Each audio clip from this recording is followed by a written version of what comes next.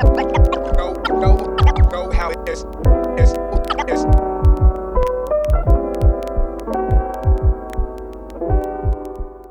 Hi, and welcome to another episode of the Black Briefing Podcast. I am one of your hosts, Samantha Douglas. On Wild Style for sure. Wild Style for show. For show. We are back, y'all. I know y'all missed us. We have missed you We as definitely missed well. you. Oh my God. But we're back. We're back here. We're working on that other episode that we missed. We did record an episode, y'all. We just had technical difficulties. It was a mess. And listen. But we had a good time, but it was... We had a good time. Maybe too good of a time because the technology was like, rough hold on on. the back end. Yeah, it was rough on the back end. But we're still working on it. It'll probably just be some kind of bonus material we can go back because we do cover a lot of the things that was happening around that time. And so, yeah, just wanted to throw that out there. We did not quit. We did not stop. We did record. We just missed it. And then we had a very, very busy October, as everywhere else did too, obviously. Yeah, we've all been busy. So we're here now though. Yeah, and I'm assuming this might go out before the other podcast, so we are Gregless. We are Gregless. We are Gregless. For those of you who haven't seen it or do not know, Greg decided to leave the podcast, and we wish him the best.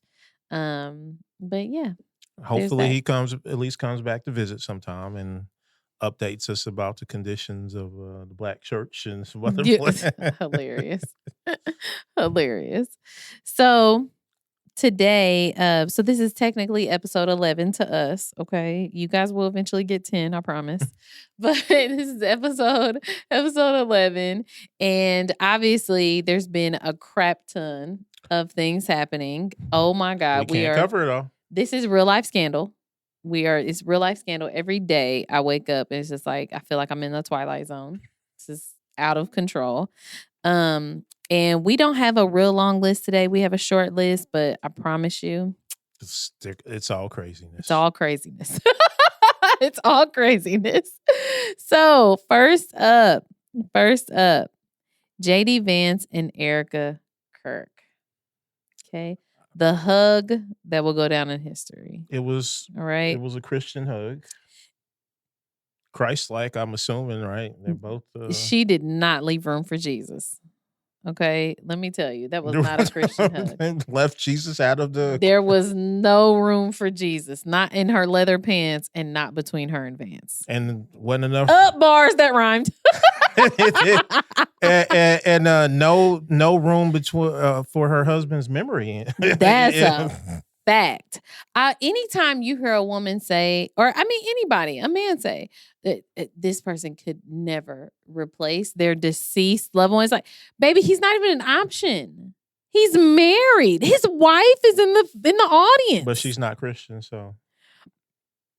And that's what I'm just saying. When I saw him say something about that, like he hopes she converts to Christianity soon. Yeah, he's like, he's setting the stage with the Christians for it to be okay for him to get a divorce. Like, that's sick. He's telling her, like, look, Erica over here, like, look, crazy. Either you're gonna love Jesus or you're gonna be loving another man. You remember how people, and this is a very early 90s, 80s thing of me to say and do. But you remember how people would turn around backwards and they would do like this to their head and it looked like somebody was making out with them. Literally, that's what Erica Kirk does to the back of J.D. Vance's head. Like fingers was pretty, in his hair, his hands was on her waist. Yeah, it was. I mean, look, I'm not trying to get racial, but it's not, you don't normally see like highfalutin white people hug each other like that. They're always pretty kind of straight-laced. Yes. Upper back, very stiff. Yes. I was like, are y'all at the club? I mean, she was dressed like she was at the club. I thought people were just gassing it. And then I saw it myself and I was like, whoa. And them super inappropriate. And I mean, you know, he had no choice because she was dressed like them jeans were upholstered on. You know how he loves couches. There's sectional healing. I seen a meme. I might put it up, but it was a picture of his wife just kind of looking just like stale, and it was like when you want to put him on the couch, Yeah, but you're put him worried out. because he'll F that too. Yeah, Oh my can't even make him sleep on the couch because he won't be sleeping.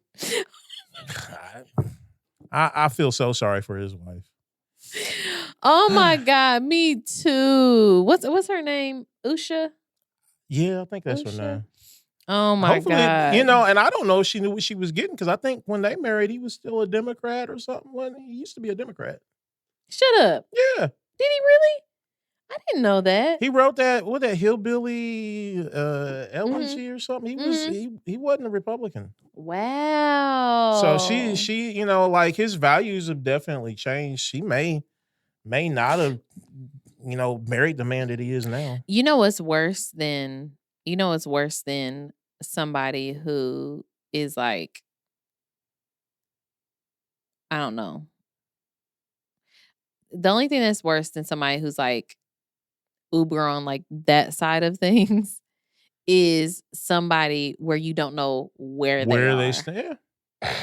I feel the same way about Trump, about him, because you remember he hated Trump. Mm-hmm. He hated Trump. There is video footage, media footage, and he was very articulate in explaining why he hated it. So he understands, like, and none of those things that he said about Trump has changed. FYI.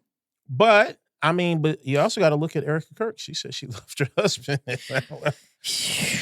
I'm like, has it? What has it been? It's only been like not even 2.5 months. Yeah. But I can't imagine. I'm not going to judge anybody else's grief or their process or anything like that. But I could not imagine my husband being killed in such a horrific way. And you find and carrying on and publicly with a married man on stage. Okay. But I don't know. I'm gonna mind my black business, but at least if Charlie Kirk is probably looking up, knows that it's a qualified white man that took his job. And that's all that matters.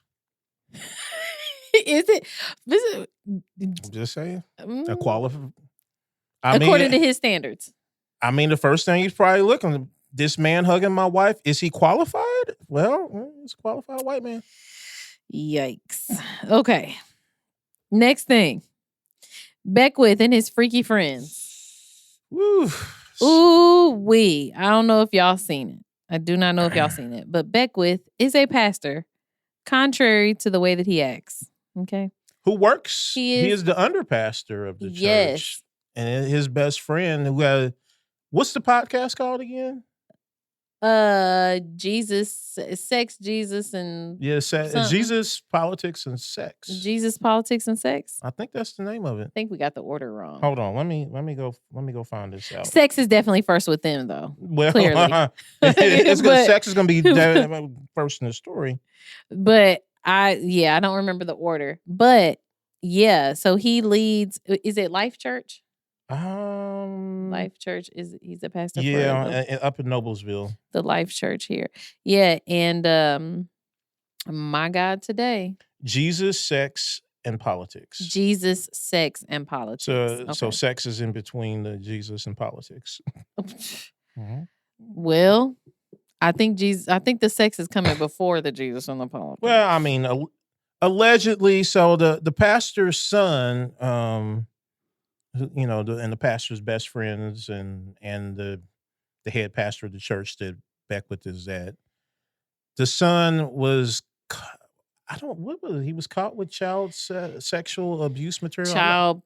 They said abuse and porn, right? Yeah, but it's child. It's all the same. I think it's a new term for it. Yeah, sex abuse and porn and stuff. And then they also said that he has, his name is Jonathan Petronell. Petronell, yeah. I think I don't know how to say that.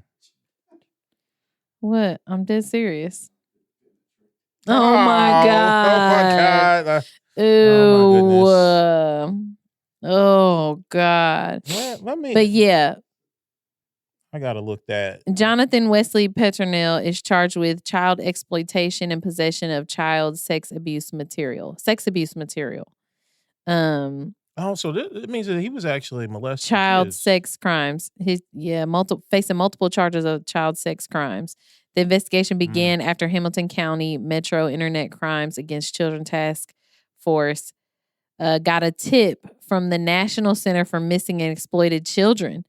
The tip came from Snapchat, allegedly showing 5 files of suspected child abuse material involving underage children. Detectives got a search warrant for Jonathan's Snapchat account, where detectives say more child sex abuse material was found, along with evidence that Petronell was sharing videos with others. A search warrant on his home led detectives to find more than 200 files of child sex abuse material, some of which included sadomasochistic. Sadomasochistic. Oh, I can't. Now you messed me can't up. say I that could have said word. it if you had said that first. Sadomasochistic. S&M. Okay. It's S&M. That's all I know. Child abuse, children who appeared to be drugged or intoxicated while being abused, Wow. violent child molestation, and AI generated photos of nude pregnant toddlers. Petronell was arrested and is currently being held at Madison County Jail. I don't think I read some of them details. I read some of it. I definitely did not. I didn't understand that last. I definitely did not. But then they came out after this and said that he also had images of his parents. 50 images. I read that part. Disgusting. 50 images of his parents nude and having sex. And it begs the question, like, what the heck is he? Were these allowed? Were these not allowed? Were these pictures he took from his parents, or were these pictures he took of his parents? That's what I would imagine. If they were victims, they wouldn't be named. And he would be charged with like some sort of crime against them if it didn't look like they were complicit. Yeah. Oh my God. Was that an actual article with the parents stuff, or is it just posts? The Indiana Capitol Chronicle had an article about it because I shared that one. Yeah. Okay. About the parent stuff too. Mm-hmm. Okay, I didn't even see. Yeah, it was in there because a lot of the because at first I didn't know it was one person saying it, and they had some screenshots of an affidavit or something, but I couldn't find it in the articles, but. They actually posted and said, Jesus. And yeah, that's what happened. Wow. And I don't think that they would name the parents in there if it looked like they were victimized or there was like some surveillance going on, like that they didn't know about. Yeah. And that would be a charge too. It would be a charge. And that's not one of the charges. So it's nasty work. They some freaky frogs in that family. 1000% worse than freaky. He's disgusting. But sound like incest. It's disgusting. It's disgusting. And also, I just want. And the guy's only 24 years old. So I would imagine if that's the relationship which you have with your parents, it's probably a reason why you're into Lord Jesus. child molestation as a 24-year-old. I mean, well, we know it's a statistical fact that perpetrators were usually victims. Mm-hmm. I mean, and at 24, he's not very far from being a child himself. Ugh. And there's some stuff going on. It's so horrific. But what's even more horrific is his proximity to, well, it's not more horrific. I shouldn't say that. But what's also horrific is his proximity with our lieutenant governor.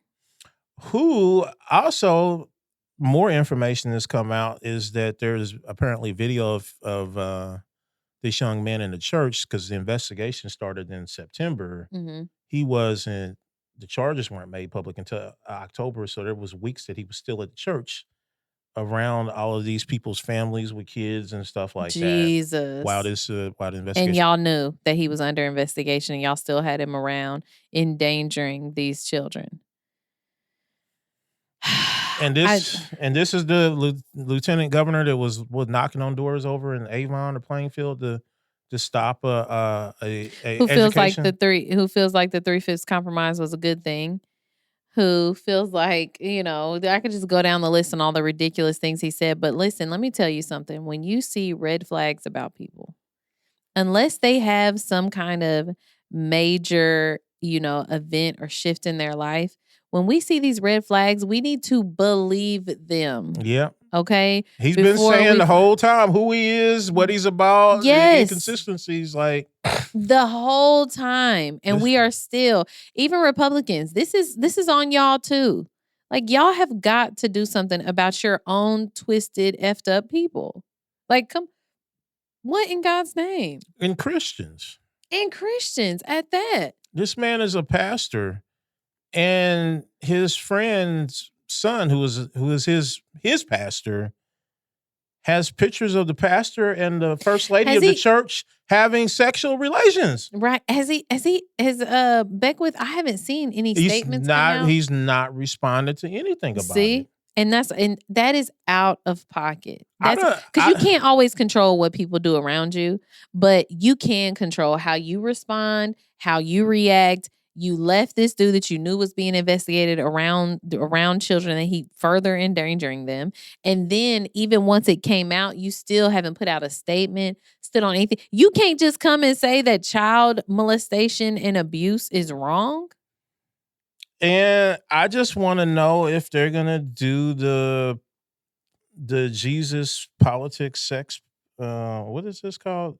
Jesus sex and politics podcast. Like I might have to tune in for the next episode. Oh my God, wasn't one of our state senators on the podcast with Beck? Yeah, Nasty G. We ain't forgot about you, friend. Wow, that's crazy. We haven't forgot about you, Nasty like G. You need to go to. That's the proximity. That's the freak podcast. Yeah.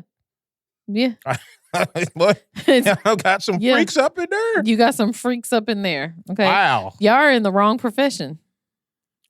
Clearly it's podcasting. Y'all need to be doing podcasting. Yikes. Okay, we're going to get from the nasty stuff to the more and we just got news about this week. So redistricting in Indiana, I've talked about it multiple times on Cameron Riddle's podcast. I feel like we haven't talked about it as much on this podcast. We didn't think they were just stupid enough. I did not think, legitimately, and I will just hold that L. I did not think they were going to be stupid enough to do this, but here we are. We're more Braun than brains. That's a fact. We are more Braun than brains. We should put that on here. Redistricting, more Braun than brains. That's a fact. Because what is going on? So, first of all, for those of you who don't know, or maybe even are watching for the first time, there's been a national push from the federal level, obviously from the president, from the White House, for states to redraw their congressional districts to favor more Republicans, so to get more Republican seats. Now, this is illegal. They're not supposed to be able to do this. So has everything else just been going on for the last 10 months. But illegal. You cannot draw lines. It's called gerrymandering. But you cannot draw lines to favor a particular party. But here we are. Now, I also want to acknowledge, yes, this has happened on the other side as well. Okay? Yes. It's wrong no matter who does it. Okay? Period. Now, but I find a Republican to say that though. Okay. Now, with this redistricting, there's been pressure on Indiana as well. Yeah, I mean, the vice president came here in person to get them in line. Yeah, to get them in line. The vice president has come here. J.D. Vance, Sir Hugs a Lot, has come here 3 times to try to talk our legislators into redistricting. Now, and almost failed. Yeah, I mean, to our legislators' credit, to our Republican legislators' credit, there was a lot of concerns on who's going to pay for it, because I've seen numbers like $250,000 to do this. We got the money to pay for it, but they don't want to do it. It's stupid. They don't want to. It's very stupid. It's supposed to be informed by the census, which we ain't had a new census. And we won't have one for another, 6 years?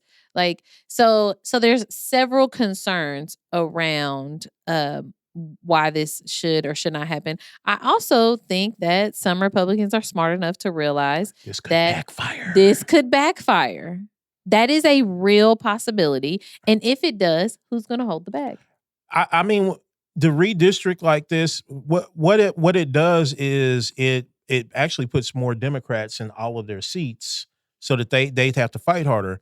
At the same time, that the president and Congress and people and what people think of the direction of the country is at its worst.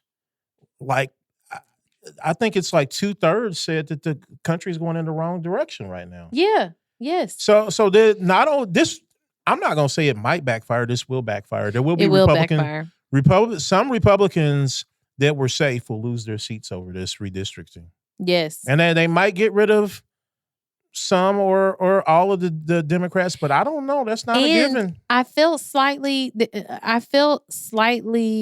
not necessarily a big difference, but I did feel a little different when I thought they were dangling, redraw our state seats districts as well. But they're not even doing that. So all of the ones that are in jeopardy are still going to be in jeopardy, but they're just rolling the dice with new districts that they think are going to be. And I've seen the projected numbers. It's plus Republican this and but yeah, it's going to require them to spend a lot of money. It's going to require people to get out, Republicans to get out there and work harder, which nobody, either side wants to work harder. That's a fact. Neither side. Okay, and all this when you have an albatross like Trump and Vance and all of them dragging the whole Republican, and they're going to drag the Republican ticket down. It's going to be harder to get Republican voters to go vote for them.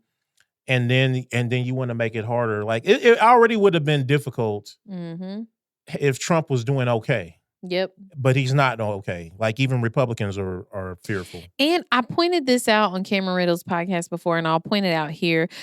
Losing the midterm, losing at least one part of Congress is a very normal thing. It is. It almost always, even good presidents. Almost always happens. Almost always. Like, think about it. Obama led us out of a financial crisis. And he still lost it. Like, that happens all the time. It happens most of the time, actually. I think it's only not happened a couple of times in our history. But this one has led us into a financial crisis.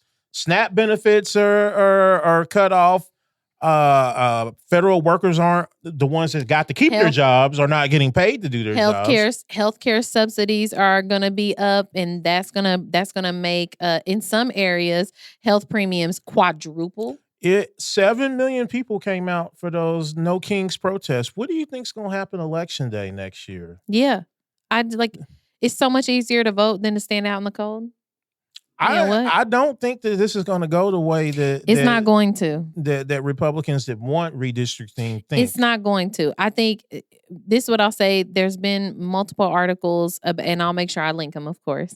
But there's been multiple articles about the House feels they have the votes. My gut agrees. Yeah, they usually do because there are a bunch of wackos in the House. The Senate feels like still that they do not have the votes. Because they're typically more reserved and smarter on things. Yes. And so I think that's the same thing. Now, I've learned my lesson, though, on saying that I don't think it's going to. There's some people that would venture out to say that, like, it'll make it through the House, it'll die in the Senate. I think we see it come out of the House for sure. I think the districts come from the House. They will come out. I think they'll make it out. They'll go to the Senate. And then what I've learned my lesson on, though, is I'm not going to say for sure that it doesn't make it out of the Senate. I think currently when they say they don't have the votes, I think that's truthful. But I think we should not underestimate the amount of pressure. So we see the public pressure that they get. And you can bet your bottom dollar they're experiencing a whole different layer of pressure behind closed doors. But I'm also to the point where I'm so confident that they're not going to get what they want out of it. I don't care one way or other. Redistrict, don't redistrict. You're still going to end up facing the consequences next year. I think it's going to be bad either way. Yeah, I think it's going to be bad either way. I think it's going to be bad for Republicans throughout the state, regardless of what seat you hold. I think it's going to be bad. I posed this question before, but Republicans really have to start thinking about what this Trump alignment is going to do to their political career long term. Because one of the things with Trump is like, yes, we happen to have a situation where we have a wacko as president and wackos around him, and he's pushing this very strategic, specific agenda that me and Wildstyle tried to warn all y'all about. Project 2025. Project 2025. That's what we're seeing play out every single day. That's what this is. And then literally as it's playing out, Trump is just grabbing all his little coins that he can while that's he's happening. Making bank. So while all of this is going on, there's always a pendulum swing. There's always a pendulum swing. And one of the things that protects you, especially in politics with these pendulum swings, is sticking to values. Sticking to values or sticking with your people. If they choose to redistrict, they are doing neither. They are going against their values.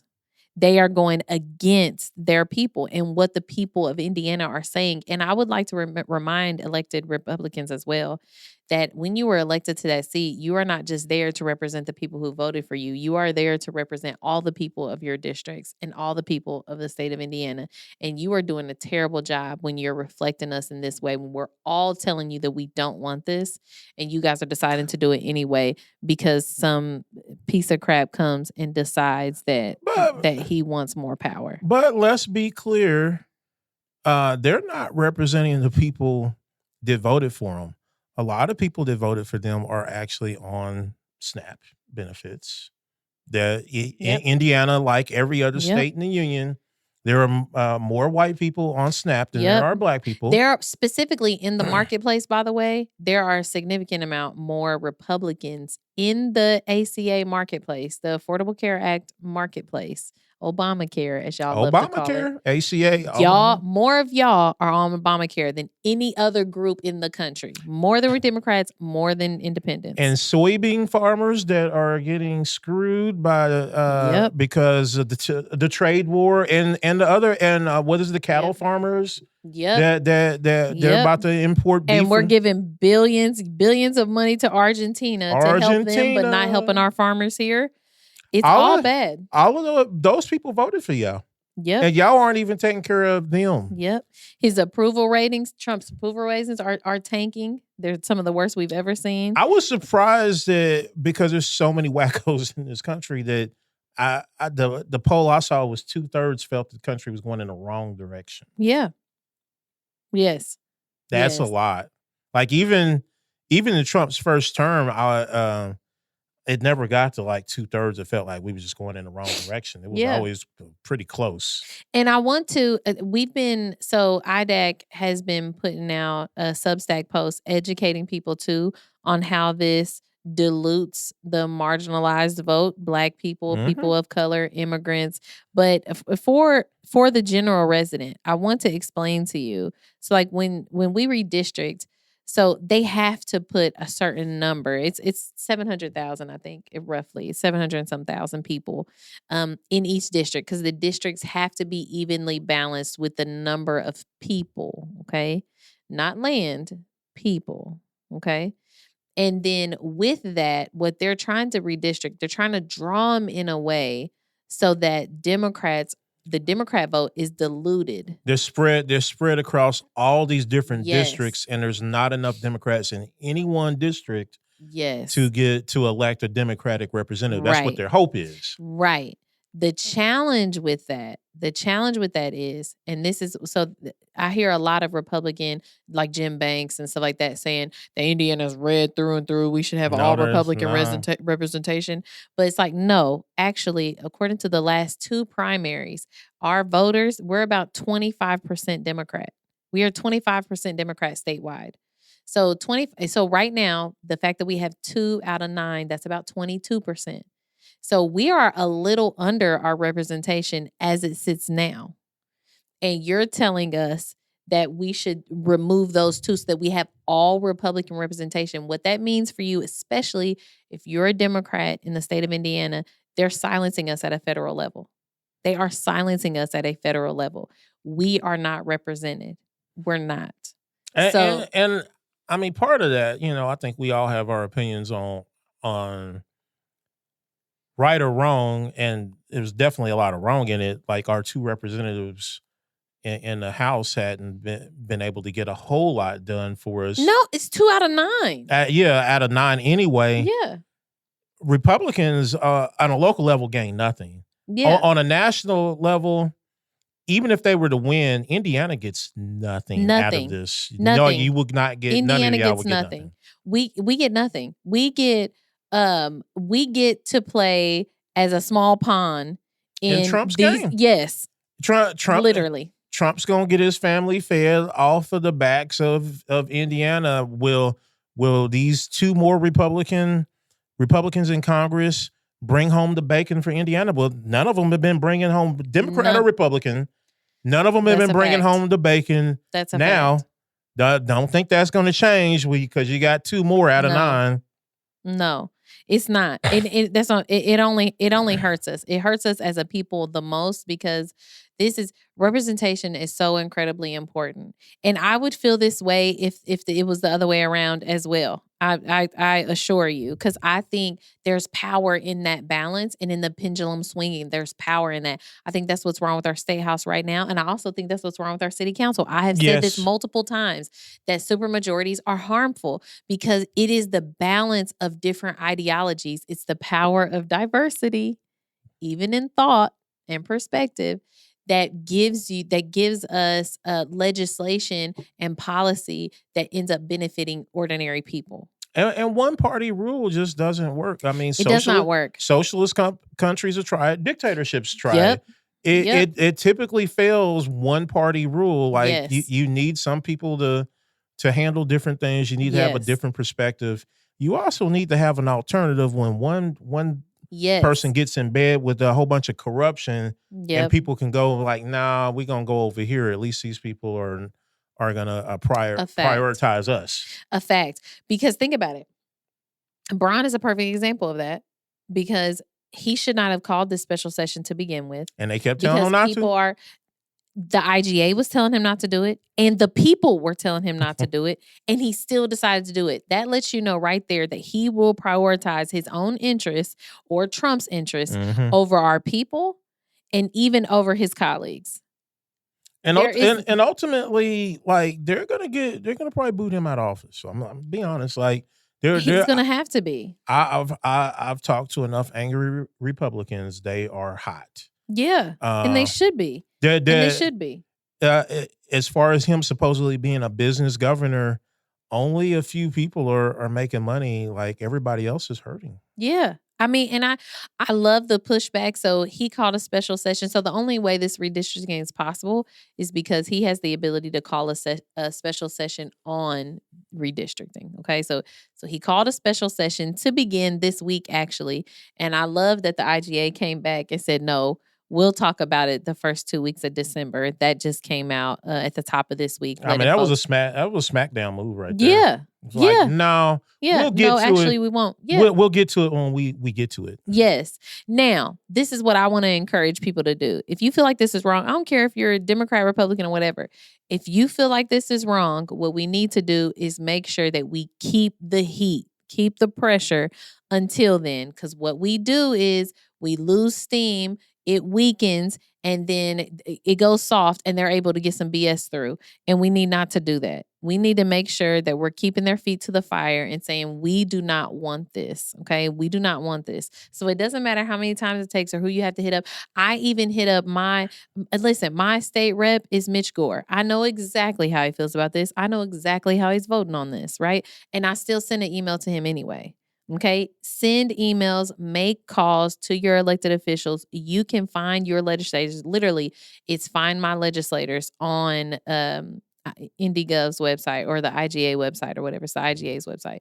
But you can type into Google, though, Find My Legislator Indiana, and it will come up. You can click on the link. You can put in your address, and you can find out who all of your elected officials are for the state. You need to hit them up and let them know that you do not want this because there are a whole lot of Republican elected officials that have not publicly stated where they stand on this. And some are hiding because they don't want the judgment, right?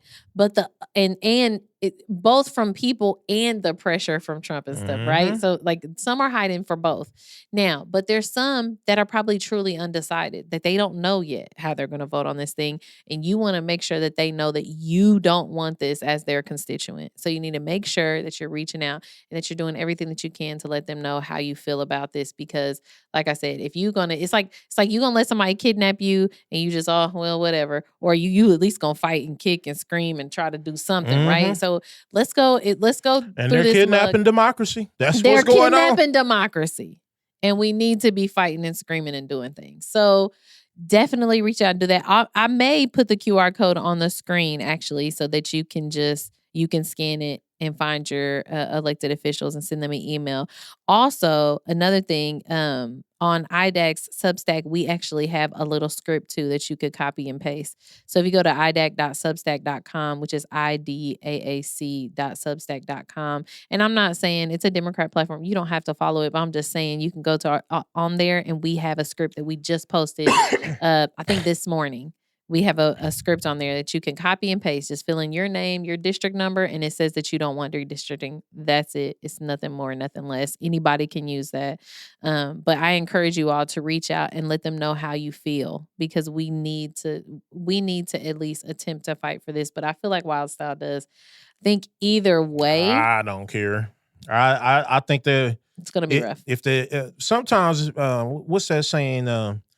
Be careful what you wish for, because you just might get it. And I think that's what this is going to be. I don't care. That's a fact. I think it's interesting. My mom used to say stuff like that, knock yourself out. And that's literally what they're going to do. Knock yourself out. You know, there was one other thing too that I was curious about, which I didn't know if anybody had considered. But we've been assuming too with this whole redistricting thing that they're either going to do like all or nothing. And I've been curious about what happens if they try to take a middle route where they draw us out of the Northwest, so they get rid of Mervan, but they leave Carson alone. But I don't think they would go for that, because then everybody up there has to work harder, and then nobody else has to work harder in the other part of the state. Well, but I'm saying like it's kind of so like Trump, but it kind of not as many that would have to work hard if they redistrict the whole state. But that's the thing. They're gonna fight. They're gonna fight because the ones that don't have to work harder, are getting an advantage. That's true. Like that's why I don't think that that's true. They would all have to agree. Like, no, we're all gonna put in more work. Well, why does so and so, just because he's over on the northern half, not have to? He has to work harder. Like, that's true. I was just throwing and they're out. petty like that too. Like, yes, they are. Unfortunately, unfortunately. Okay, but that's all the time we'll give to that. I definitely wanted to make sure that we explain and talk about how that's going and what's going on with it. Next thing is SNAP benefits and government shutdown. So I feel like unless you're under a rock, you already know that the government is shut down, especially because it's shut down a lot of, of the resources. So SNAP, Medicaid, all of these things are losing money, and you're losing access to resources. Nearly 42 million Americans receive food stamps, providing households just over $350 a month on average as of May. Jesus.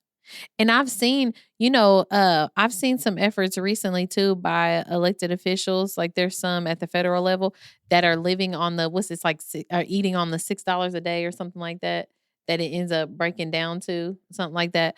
But just like in a point saying that like during this shutdown, they're going to, intentionally struggle the same way that, other people have. And this is my thing. They're not. This is my thing. My thing is, the fact of the matter is the federal government has the power to fund SNAP. But specifically Trump. Because that's been a point of contention with some of my, I would say,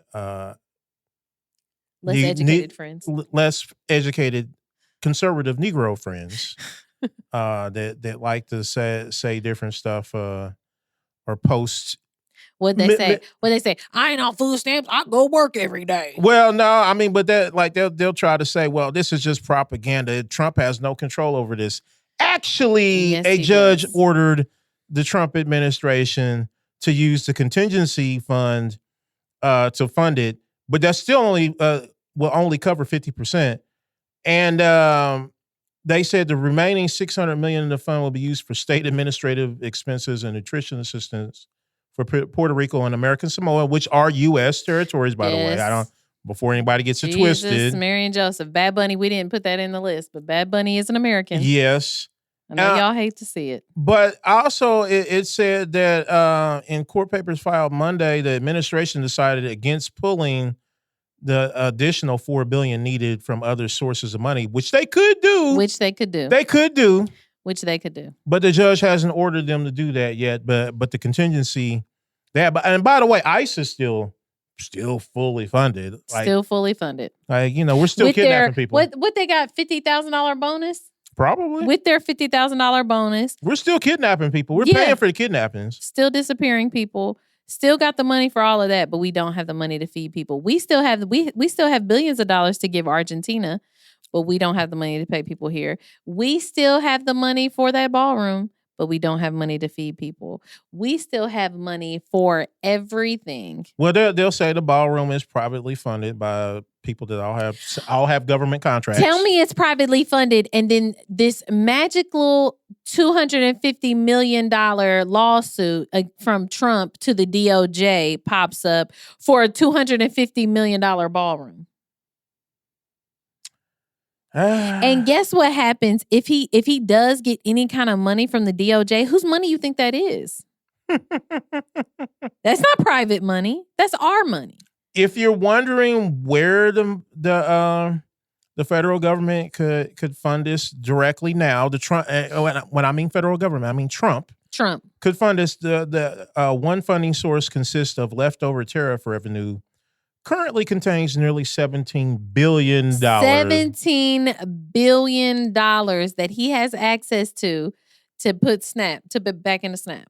And here we are. If people do not have SNAP benefits because Trump does not want them to have it. That is 100%. You can blame. I'm quick to blame the Democrats for a lot of things, but this is all Trump by himself. If he wanted them to have it, they'd have it. And all Democrats are asking for is for the Republicans to come to the negotiation table around the healthcare subsidies for a marketplace that I just highlighted a second ago that benefits Republicans more than anybody else. Also, the Democrats have tried to push for bills to actually just go fund SNAP while they go handle the rest of the mess. Republicans won't vote for it, so they keep on. And some folks is buying it. Republicans, of course, are buying it, but most people are not. And I'm so grateful for that. It's some messaging that Democrats are finally getting right. Praise God that Democrats are winning the communications game. Finally. I still think they could do better, but they could do better. But it needs to be understood. Trump, the reason that people do not have SNAP benefits is Donald J.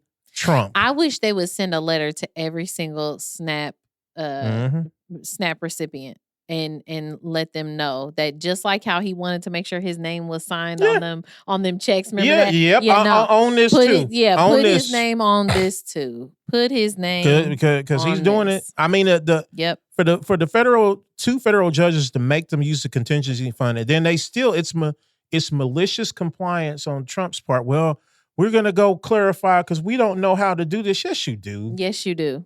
Yes, you do. You fund everything else you want. And they propose, even here locally, they propose that some of our Democrat state representatives propose that we use our surplus to supplement. Which SNAP. We have like $4 billion ourselves. We have plenty. And the Republicans said, we don't have a payment system in which to get money. So they're saying, SNAP is run by the federal government and directly funded by some third party that the federal government uses. Because this is a tech problem. What is all this money we're invested in tech? I asked very simply, what about the Sunbucks? the pandemic EBT because they sent out additional cards and loaded Didn't they? them. But then they canceled that program too. Yes, he canceled. That's the first thing Braun did. Can't bring it back. And all this tech money and subsidies, nobody can figure this out. Like, well, then You what's can the mail point? out some cards that you can load. It wouldn't be that hard. Trump and Braun do not want people to have SNAP and EBT because that's why this is happening. That's a fact. They have a choice. Both of them have choices. Yep. And they have chosen to starve the people. Yep. That's a fact. Cruelty is the purpose. Cruelty is the purpose. And selfishness. All they care about is what they want. And all they care about is a win too. Mm-hmm. You know, it's the win more than anything else. Yeah, there's Republicans talking about like because even just a second ago I referenced this whole situation as like a game, right? But the fact of the matter is that's what they do. They're playing chicken. Yes, they are playing chicken. While they eating they're eating chicken, but it's going to be Yep. the chicken, the people's chicken is gone. Like they ain't gonna be eating. It's horrible. And I hope at the end of this video, I think I'm going to go ahead and add the different locations that are giving away food to. I've seen a few graphics in the city, folks giving away food so that you all can share those resources. Or maybe, you know what, maybe I'll just link some social media posts in the description. That's what I'll do. I'll link some social media posts so you guys can share those flyers with your networks. I know we have a lot of leaders that watch this podcast, but we got to do what we can until somebody gets a brain and figures out how we get we have all the brawn. Stamps. We got all brawn, but all no brain. brawn, but no brains. Lord Jesus. Okay. Next thing, because now we got to go quick. Yeah. Now we got to go kick wild. Okay. Jovito. So for those of you who don't know, I know it's really big in the Black community because this is more so like a Black establishment. It is, but already you've got Rokita talking about and rumors that they're going to send in the National Guard because more than likely 3 Black people were shot in a Black nightclub downtown. Of course, I'm sure Rokita cares about Black people. He does not. In case you didn't hear the sarcasm. But 3 Black people were shot in Jovito Ultra. I don't know. They all have they have different lounge. Yeah, Jovito something lounge, and they and you were talking about how our police chief came out after this shooting. Immediately, the shooting happened at I want to say like 1:30 in the morning on what was it, Saturday night, and I think by that morning our police people were still in costume too, which that was after Halloween. Yeah, it was. Or was it on Halloween? No, was it Friday night? Halloween was Friday, right? Yeah. Yeah, they were. I think they were still in costume for Saturday night. Okay. But so, of course, the police chief, and he has a tendency to get up in front of the news cameras with righteous indignation that these Negroes have done it again, and he's angry and all this, and which I understand being angry. I don't know about the righteous indignation part that he always seems to have, but he says some true things. He this was preventable. We continue to see over-serving, intoxicated patrons, little to no security, and employees drinking on duty. Yep. Then there are too many bars are pushing their problems onto the streets for IMPD to handle at the expense of taxpayers. I agree. Yes. And what went on at Jovito is we'll talk about that we found out later. Yeah.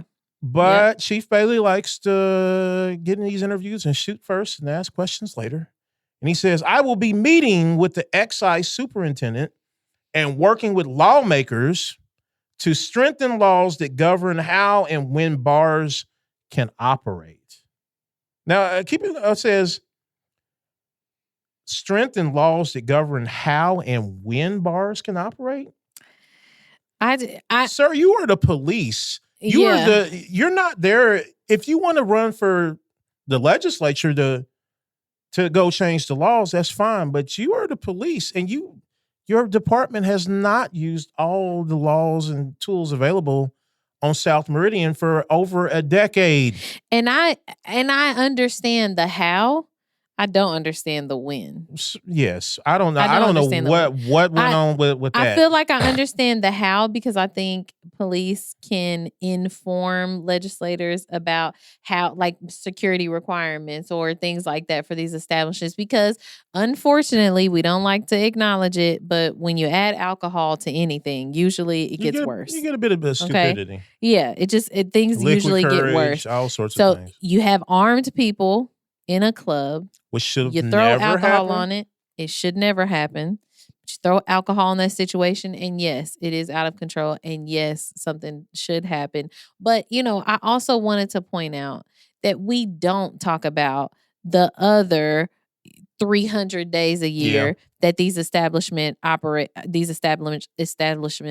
operate with zero issue, right? Like we only even hear of it when something really bad is happening. And this is now I'm not going to say that like bars are notoriously known for just, little spats and things like that. Throughout right? history, right? Yeah, little spats and whatever, but the full blown shooting people, like multiple people, inside the club. people, this is not a common occurrence. I think it's been years since this happened, but the last time I think was in Bravo, and a woman pulled the gun out of her bra and handed it to a man, and then he shot people. Lord Jesus! Like she got through. Like that was some coordinated stuff there. Mm-hmm. The point being is, Chief Bailey said all of this without telling people, okay, did they have security? Right. Was the security on the take? What was going on? And they, now he didn't tell us the justification for or the background information on why he's saying right. Like I just want more power. Well, no, why don't we find out what happened? Because if there is corrupt security firms out here, we need to know about it. That's a fact. If these owners and all the people that own nightclubs and are promoters, they just recycle. Yep. They always stay in there. If these people are running this with no security, we need to know who these people are. If there was if the owners were in on a shooting or something, we need to know that. But one of the issues I have about him making the statement is that IMPD was known to have deep relationships with several of those clubs on South Meridian for years. Mm-hmm. In fact, Gary Owen has a comedy bit about it. And he directly names IMPD as basically being corrupt and being a part of actual police brutality and brutality from the security. That's true. We are we are the laughing stock, literally, because Gary Owen, and it was hilarious skit, but he couldn't have made all this up. Maybe he embellished some of it, but he couldn't have made all this up. We are the laughing stock because of IMPD's relationships with some of these nightclubs. And now we have a police chief who's all of a sudden asking for more power. Well, when these incidents were going on years ago where people were saying they were getting drugged, people were getting beat up by security in front of IMPD all the time at some of these nightclubs, y'all didn't go do the reports. Y'all didn't go do the investigations and get the charges. And so the liquor board didn't take anybody's license because they had nothing to take it for. I'm curious, and in our state, unfortunately, private business ownership and stuff, they always win, just like private landlords and stuff. Like they always win unless you can really bring some kind of credible case. And if you don't have the evidence of a credible case, it's dead. I'm curious too, though, that like I just want to make the point that I don't hate that IMPD will stay out of certain things. I agree, but I think when it becomes, it was funny because I put some stuff out. Like I think that some of the stuff that went on in South Meridian was because people had special relationships with IMPD, and I didn't say any names, and everybody went on there and started naming the clubs. Everybody's laughing. They're all telling stories. Everybody knew about it. That's a problem. Yeah, that's a problem. And it's you can't have it both ways. If your organization, the police, sat there and turned a blind eye, maybe participated in some of it, and now all of a sudden you need more power. No, just do your job. Yeah, just do your job. Yeah. I don't want Chief Bailey deciding when people can leave their house, because Chief Bailey has made done horrible things in my neighborhood, like as far as shutting down access to Martin Luther King on Sundays. Nobody was serving alcohol out there. There was no club out there. People just wanted to congregate. He shut that down. In on days that there are other Black events going on in the neighborhood, I paid attention to this. Then they shut down Riverside Park because it's like, well, you Negroes can only have one place. Y'all should have been over at the Mike Epps thing, so they shut down Riverside Park for that. Like this is the stuff that goes on. I don't want Chief Bailey doing that. He doesn't have a respect for Black people and Black culture. And I see that this gives him a leverage to go after establishments that cater to Black people. Yeah. And when you start talking about when they can operate, well, what does that mean? Yeah, no, they definitely don't get the win. I get the advocacy around the how and how we can do this, more safely and stuff like that, especially around security and stuff. Because I have a lot of questions around the fact that there was 3 guns in that. Oh, they need to be called to the carpet for that. But I think that's also an investigative report that's simply handed to the excise board. The liquor board goes off of information that you hand them. Yeah, but there's also got to be checks and balances. I hope they do. They do. I hope they do. Are they appointed? They're appointed. Right? Yeah, but I've known people that have been on it, like, and they look at what information and sometimes, and also what the community's saying. Yeah, IMPD has an incredible bully pulpit to come into those meetings and present evidence and all that, but it needs to be some checks and balances. Yeah, Chris Bailey has his hands full dealing with IMPD, and we all know, like, I'm not going to rehash all of my issues and your issues and our issues together with it. Right. He doesn't need to be deciding all the operations about the liquor board either. No. I think you're right. One of the best things we can do is make sure that we're handling things on the front end by handling like the issues as they arise. So then if it culminates to something, there's something to build up.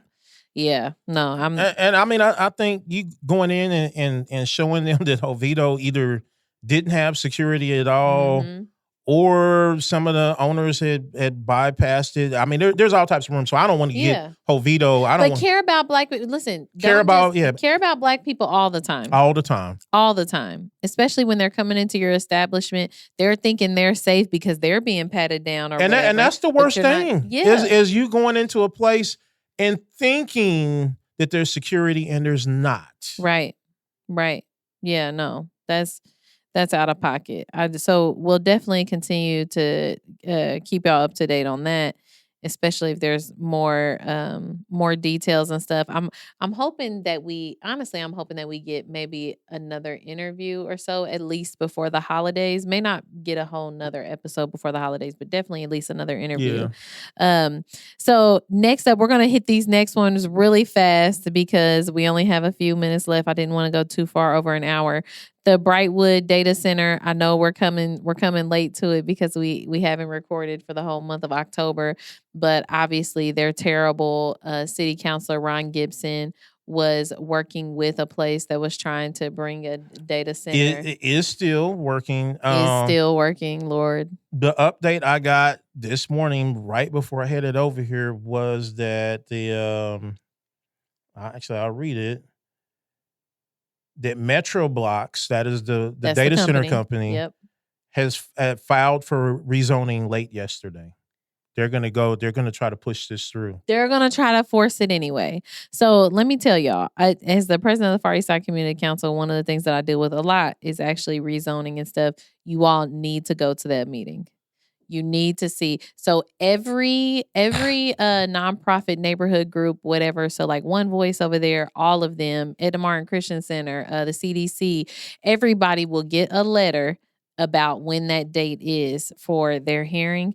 And all of y'all need to show up. Y'all need to show up like in person. like and everybody did for the testify. protest, which was Yes. incredible. Yes, you need to show up in person and testify and let those people know that you do not want this in your community. You do not want this zone change. And also, like, make sure you put that point in there that the damage that the zone change can do, because I don't know what kind of zone they need for a data center, but whatever it is, it would allow other harmful things. So find the use table. Okay, there's a use table for what certain zones allow. So like for us, I try to stay away from C5 as much as I can, because That's anything. Yeah, that's That's a literally free-for-all. anything. It's a free for all, but more importantly, it could be a porn shop, it could be a liquor store, it could be predatory lending, it could be anything. So make sure that you guys look up that use table, see all of the things that are allowed under that zone that they're trying to change it to, and just kill all of it, because it is up to y'all to look out for the long-term development future of this lot and of Brightwood. And don't let You gotta anybody tell advocate. y'all that y'all don't deserve, just because it's been vacant. Yeah. No. And I don't care how long it's been vacant. I had that.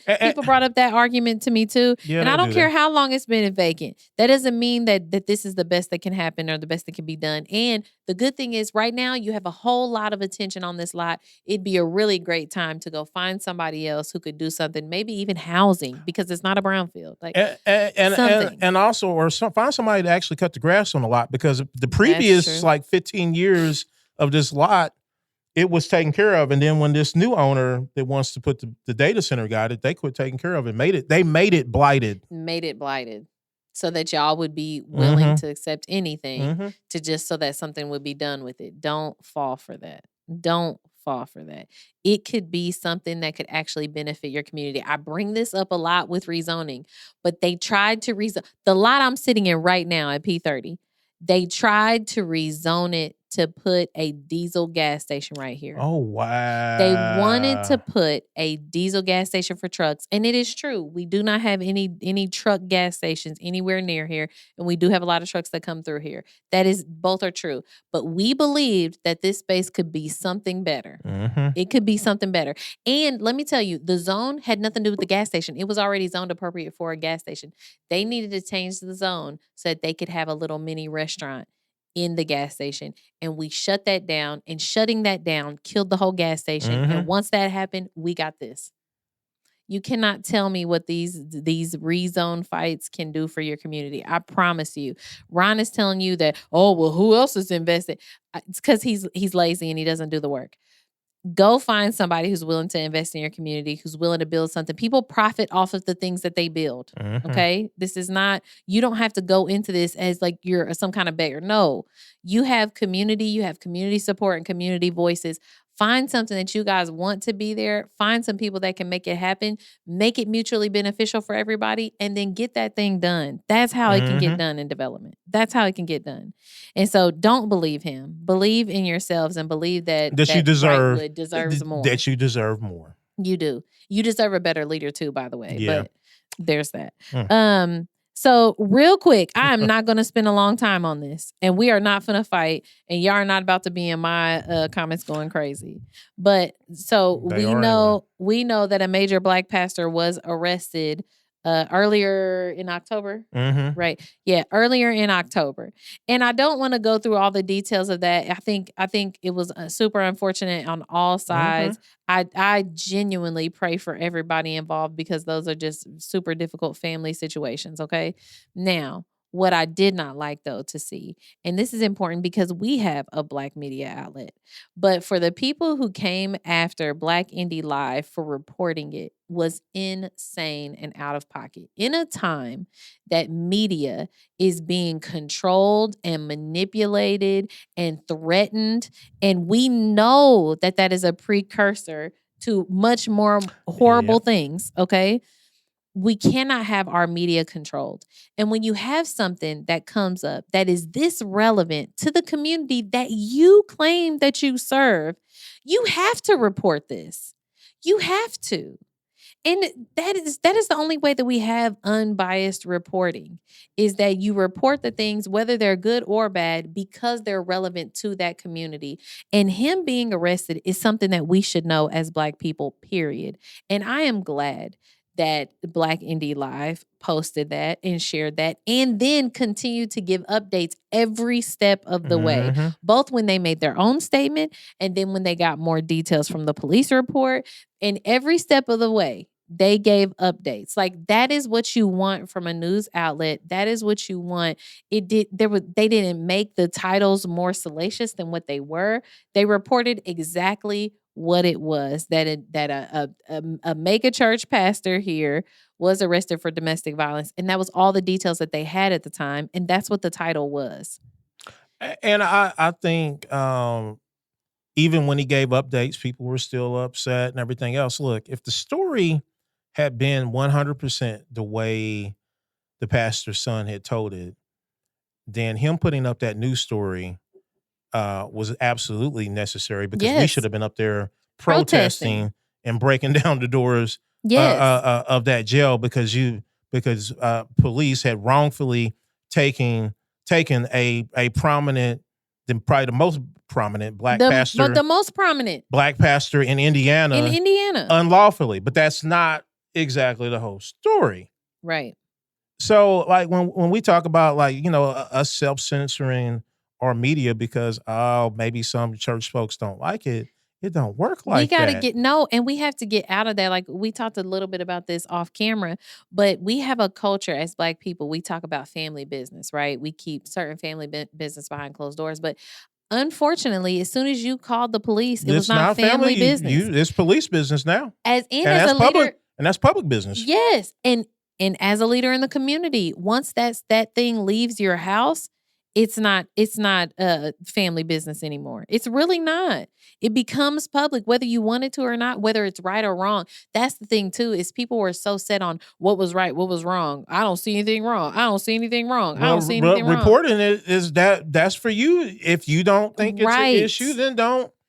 Period. And also, if you 100% believe the narrative, then you would have been asking all of the activists and community organizers to go get a caravan to go up there. And we would have. And I would have. To be clear. I absolutely would have. But 100%. Because the police wrongfully taking a black man of his position is dangerous to all of us. It's dangerous to all of us. We would have 100% went up there to protest and advocate it. Unfortunately, this was just a messy family situation where that police were brought in by him. Police were brought into this situation. And if they had not acted in that moment and then things unfolded in an even more unfortunate way, we would have had criticism for that. Like, massive criticism. We lost Marvin Gaye to a situation almost identical to this. Yes. I don't think people understand that. Yes. And police, to your point, police being called early on, them having an altercation, and because they were not separated in any way, right? It led to his death. Like, you don't know which situations are going to be life and death until they happen. And that's like, we can't. But my bigger point in all of this was, and what really made me mad, is the judgment of Black Indie Live. And simply because they covered it. It's the news. Simply because you're not gonna always like what's on the news. You're not. I never like it. I usually never like it. We turn on the news. You never turn on the news and it's not somebody killed. Somebody looks like us. Somebody in our communities. Somebody that we grew up with. But we still need to know. But we still should know. And that's what I want. I want to get y'all out of that. It's that trying to, put those blinders on. It's not good for anybody. It's not good for anybody, especially you. And if the pastor needed our help, then the information would have needed to gone out. It would have needed to have gone out. It would have needed to have gone out. And at that phase, you don't know yet. You're just reporting on what you do know. So, okay, we're to the rundown. We're going to do this quickly. The first thing is no new child care vouchers until 2027. We told you all the ridiculousness at the start of this show. And at the very least, they can't even give us child care vouchers for an entire year. But you better have that baby. You gotta have that. You gotta baby. have that baby. We jailing you, but no EBT, SNAP, or child care vouchers. We already talked about this, but obviously Indiana Republicans I don't even know if they're trying to figure out a way to supplement SNAP. They're not. But They don't care. yeah, we talked about that before. To the Justice Center boys, like 0 for 20, y'all. What the freak? It's brand new and they can't figure it out. They can't figure out how to keep themselves safe. No, anybody definitely. else safe. They can't even figure out how to keep criminals in jail. I mean, the one guy ran off in shackles. They released the wrong twin. The wrong twin. They released the wrong twin. They've had a death October 3rd, September 4th, August 25th. They said most of them were like overdoses, but still, I mean, Jesus, you're losing somebody every month. Who was the one guy that the corrections officer that was and it was like only like a couple of $1,000, and he was like running contraband in there too. Jesus, I forgot about I mean Marion County sheriffs are having a hard time in that $600 million jail. I said 0 for 20. They're probably like 0 for 50. It's rough. Y'all got to figure that out. I swear they told us that $600 million jail would solve these problems. Anyway. Let me tell you, never mind. I'm just not. Yatvac. That's a new Mediterranean spot. It is Youth Alternatives to Violence and Crime. Woo. It is a new group that Wish TV launched. And I mean, I kind of feel neutral about it right now. I don't. I was the access of evil. I was encouraged by several names I saw on the list of the people leading this. But I was also discouraged by several names I saw on the list of leadership for this situation. To me, when I saw this, and I could be wrong because I have not spoken to them yet, but I know that they've been hosting Voices podcast on Wish TV, Real Talk and stuff. So this felt like it's some kind of, which is with the youth. So this felt like some kind of like progression in that relationship. We're not sure if it's a progression or a co-op. Sounds like co-op. Is there any young people on this?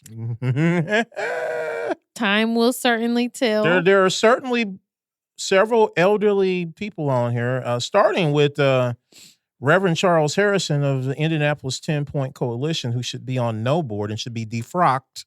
You can quote me on it. He should be defrocked as a Methodist minister. In fact, I sent people to his bishop one time. Shut up. I did. He should be defrocked, and the new bishop should hear about it too. Aaron Williams from Google, but he's former Deputy Mayor Oljan Williams' son. Another extremely problematic person that hates black people. Our on here. old friend Hogsett Jr. is on there too. Who's Hogsett Jr.? You know who Hogsett Jr. is. Hold on. His name's on there. Oh. The op. The op. The op.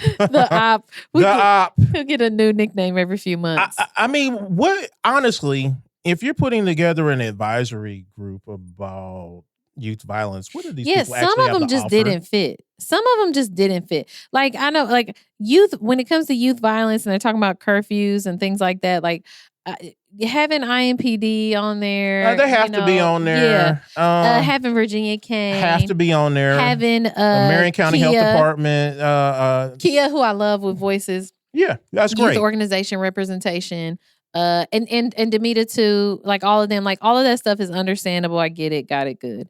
But there's several others. There are several problematic people on here, and there's some good people that I always want to shout out. Like, I like Tony Mason. I like Dr. Johnson. Yeah. On here, but there is enough bad people on here that I can't get behind this. Yeah.